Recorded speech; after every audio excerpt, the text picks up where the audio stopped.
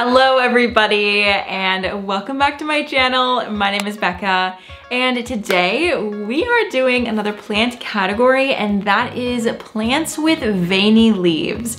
Now there are so many houseplants out there with really beautiful veiny leaves, and I was putting together this video and I realized that I only have a couple of them. So I'm actually just gonna show you all of the veiny leaves in my collection, or let's say like the most prominently veiny leaves in my collection. And I would love to hear your suggestion for more veiny leaves and plants down in the comments below. But first, let's get started with the Caladium lindenii. Now, obviously this plant is extremely striking. It is one of my favorite plants in my collection just because it is so just like prominent. She makes a statement. I love a plant that makes a statement because so many of my plants are more on the, I don't want to say so many of my plants are on the basic side, but a lot of my plants are just like solid green leaves. And so if I can get something that has this type of variation, not necessarily with variegation, but just something different, I'm all about it. So this one is really cool. As you can see, it has really prominent white veins on it, and we have a newer leaf over here that is a little bit more juvenile, and you can see that it still has that really nice coloring to it. I just really think that on a shelf, this plant makes such a statement, which is why it actually lives in the like top arch of my arched cane shelf here, because I wanted it to be like front and center. I wanted everybody to see it. It's definitely not a plant that needs to be like, or that should be pushed in a corner. Nobody puts the veiny plants in a corner.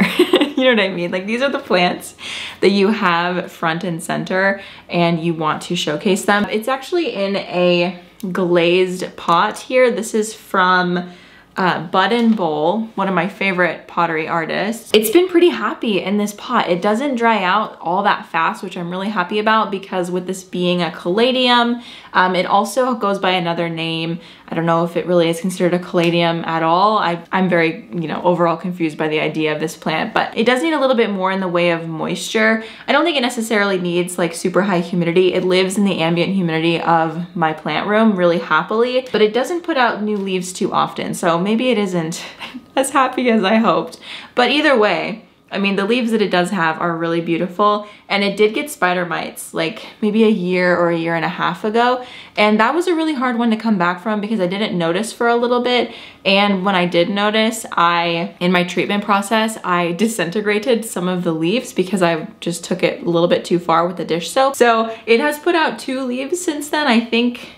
Maybe these 2, I don't really remember. But anyway, it has like slowly started to come back. But honestly, these leaves are such a statement that I don't feel like I need like a ton of them. Would I love to have more? Of course.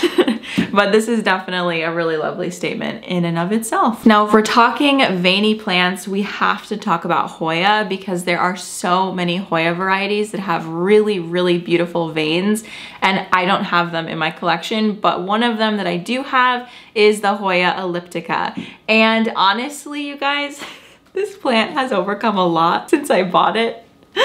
The number one thing that it has overcome is my neglect, so I'm very happy about that. But the second thing that was probably worse than my neglect was flat mites. So flat mites really like Hoya. They're extremely difficult to see. I mean, you literally cannot see them with the naked eye. Once I got the flat mite situation, once I figured out that it had them, and I got that figured out in my treatment situation, basically I've just been blasting it with water. I was doing sulfur for a while, but then I just switched to spraying it down with like my sprayer in my kitchen in the sink, and I have the same results as using the sulfur, so I'm just gonna do that because it's way easier. But anyway, let me show you a close-up. You can see it has really, really pretty veining. It kind of looks like a turtle shell up here on these newer leaves, and it does have a new growth point here and down here, and where else? Oh, even all the way down here. She's really doing the most for me.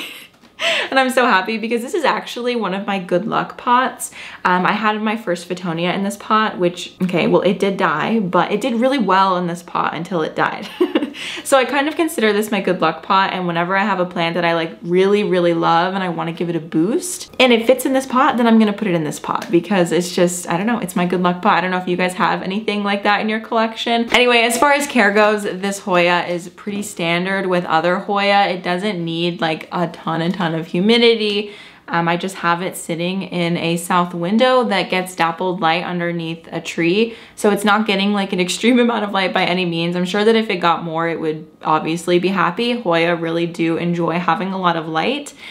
But yeah, it's been happy, and I think since we've overcome the whole flat mite situation, we have an understanding. She knows that I saved her life, quite literally, and she's now very thankful to me and putting out lots of new growth. All right, so if we're gonna talk about veins, you know we have to talk about Anthurium. Anthurium are known for having these really beautiful silvery veins, especially on the velvety varieties. So I feel like Anthurium are in two categories. There's more of like the rubbery leaf, which is more like the Veitchii, and then there's the more velvety variety like the Crystallanum or the Clarinervium, which is like, those are probably the two most popular Anthurium. But this one is a Crystallanum, and this is its newest leaf, which I have been so proud of. It is absolutely gorgeous. And the veining on it is just so prominent and beautiful. It is still hardening off, so it's not to its full green color yet, so it is a little bit darker than it eventually will be, but it'll definitely be darker than these leaves here. You can see that these leaves are a lot more juvenile and super pale. That is because I didn't have them in the greatest position in the greenhouse cabinet, and they were getting a little bit chlorotic because they were getting too much light. And also I just didn't really know how to take care of this plant, to be honest with you. But it's one that I got as a freebie from an order when I ordered my Clarinervium from Plant That Plant out of Sweden years ago. And I did an unboxing and I saw this plant in there and I was like, oh, what's this? And I remember when these leaves came in, I was like, oh, those are pretty big, but the plant never really sized up very significantly until I put it in a ceramic pot with moss around the base. And ever since I did that, well, it put out this leaf. So I can't say that that is like a tried and true method quite yet, but I mean, honestly, I did it to all of my Anthurium except for the super new ones, and they've all put out a lot of new leaves. So I feel like there's something to it. I'm really excited to see it continue to grow because this is like what I wanted out of a Crystallanum. I feel like Crystallanum are known for having those huge round heart-shaped leaves with these beautiful details in the veins. And I finally have one and I'm so happy about it. So yeah, I'm just so proud of this plant, and I feel like I've finally had a breakthrough with it after so many years of kind of struggling and not really knowing how to take care of it. I made some changes and then I was like instantly rewarded, which is not something that is common with houseplants, which means that it was really happy with the decision that I made. Okay, I have to show one more Hoya because I feel like this Hoya is like the quintessential veiny Hoya, or it's like in the family of the most quintessential, or not family, but like grouping of the most quintessential veiny Hoya. So this is the Hoya callistophylla, and I got this one from Tennessee Tropicals many years ago, and it's one where I'm kind of looking at it and I'm like, does it have flat mites and that's why it's not growing? Because years and years ago, I propagated a piece off of it, and ever since I did that, I haven't gotten any growth. I did actually, hold on, that's a lie. I did get this leaf right here and this leaf right here, this really big one. So the pattern on this leaf is sort of a crocodile pattern. It has really lovely light colored leaves with dark veins. And I just think that makes it look so unique and striking.